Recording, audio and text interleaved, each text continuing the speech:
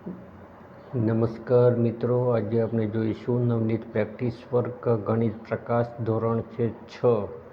તેમાં જે પહેલું ચેપ્ટર છે ગણિતમાં પેટર્ન. તો ગણિતમાં પેટર્નમાં આપણે 2 પ્રશ્નો અગાઉ જોઈ ચૂક્યા છીએ. તો અહીંયા ત્રીજો પ્રશ્ન છે કે નીચેના વિધાનો ખરા છે કે ખોટા તે લખો. તો આપણે અહીંયા ત્રીજા પ્રશ્નના કુલ જે 15 ખરા ખોટા છે તેનું સોલ્યુશન કરીશું. તમને વિડીયો ગમે તો લાઈક, કોમેન્ટ અને શેર કર્યો, તેમજ ચેનલને સબસ્ક્રાઈબ કર્યો. Thank you so much. તો મિત્રો, અહીંયા પહેલું જે વિધાન છે કે સંખ્યા શ્રેણીને ફક્ત સંખ્યાઓ દ્વારા જ દશમાન કરી શકાય, ચિત્રો દ્વારા નહીં. તો આ વિધાન કેવું છે? ખોટું. કેમ કે શ્રેણીને આપણે ચિત્ર દ્વારા કે જો રજૂ કરીએ તો વધુ સારી રીતે શ્રેણીને સમજી શકીએ છીએ. એટલે પહેલું વિધાન કેવું છે? ખોટું છે. જે ત્રિકોણીય સંખ્યાઓ અને ચોરસ સંખ્યાઓ સંખ્યાના ક્રમના ઉદાહરણો છે. તો આ વિધાન ખરું છે કે એમાં ક્રમ જળવાય છે. ત્રિકોણીય સંખ્યા 1, પછી 2 ટપકા, 3 ટપકા, એ રીતે આપણે ત્રિકોણ બનાવીએ છીએ. પછી 4 ટપકા, 5 ટપકા, 6 ટપકા.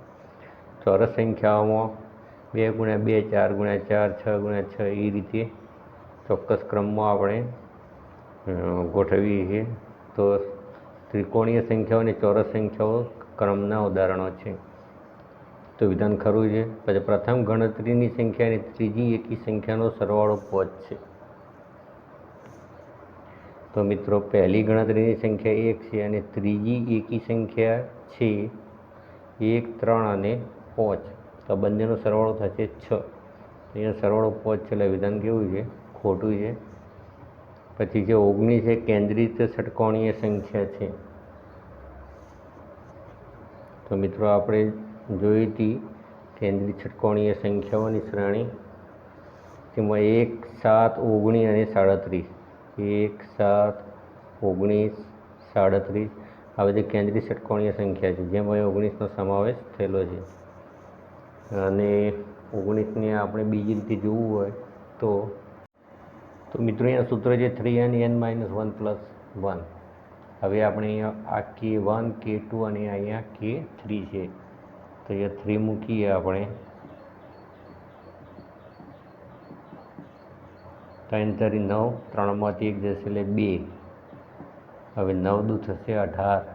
18માં 1 ઉમેરીશું એટલે આપણને મળશે 19. એટલે કે 19 જે છે એ કેવી સંખ્યા છે? તો કેન્દ્રિત ષટકોણીય સંખ્યા છે. એના પછીનું ઉદાહરણ છે કે એના પછીનું વિધાન છે કે 6 નંબરનું. તો 64 એ ચોરસ સંખ્યા અને ઘન સંખ્યા બંને છે. તો 64ની વાત કરીએ તો 8 × 8 = 64 થશે, એટલે ચોરસ સંખ્યા છે.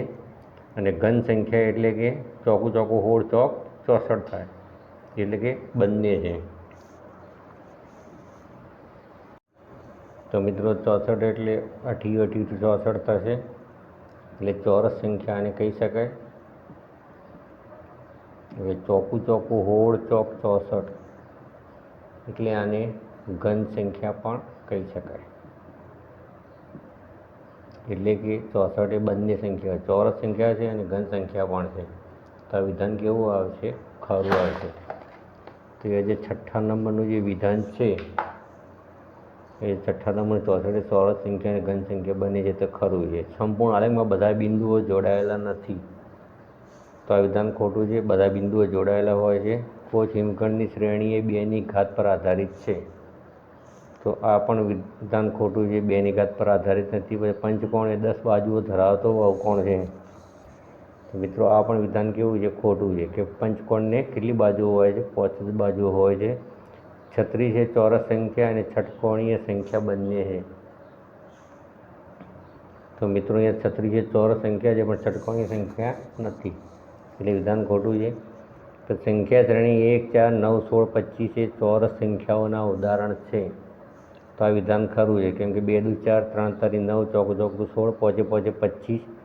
એ 1 તો 1 એકા 1, એટલે કે આડી લાઈન અને ઊભી લાઈન કેવી થાય છે? એમાં સરખી થાય છે.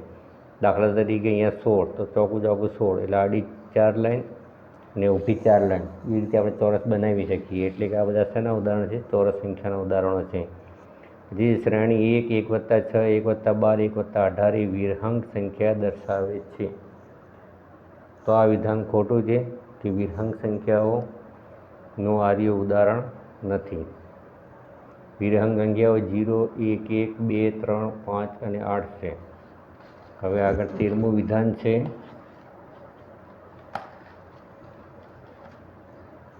કે શ્રેણી 1, 1 + 2 + 1, 1 + 2 + 3 + 2 + 1 એ ચોરસ દર્શાવે છે. તો અહીંયા 1, 2 ને 1, 3 ને 1, 4, 2, 3, 3 દુ 6, 7, 8 અને 3 થી 4, 5, 6, 7, 8 અને 9. તો અહીંયા 13મા નંબરનું વિધાન ખરું છે.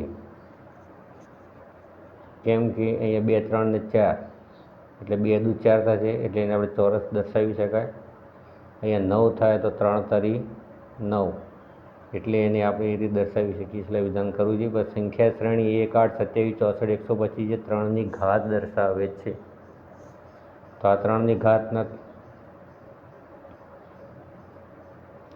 ઘાતવાળી સંખ્યા નથી. તો આ વિધાન કેવું છે? ખોટું છે. તો અહીંયા તો 2 દુ 4, 2 8 એટલે પૂર્ણ ઘન સંખ્યાઓ છે. પછી 3 તરી 9 તરી 27, 4 ચોકું 16, 64, 125 એટલે પોજે 25, 5, 125 એ રીતે થશે. પછી 15મું વિધાન છે કે કોચ હિમકણની શ્રેણીમાં દરેક રેખાખંડની ગતિ અવરોધ સ્પીડ વડે બદલવામાં આવે છે. તો આ વિધાન કેવું છે? ખરું છે. કોચ હિમકણની સાથે જે બમ્પ વાળું નિશાન કરેલું છે એ અવરોધક તરીકે દર્શાવવામાં આવે છે. તો આ સાથે મિત્રો આ વિડીયો પૂરો થાય છે.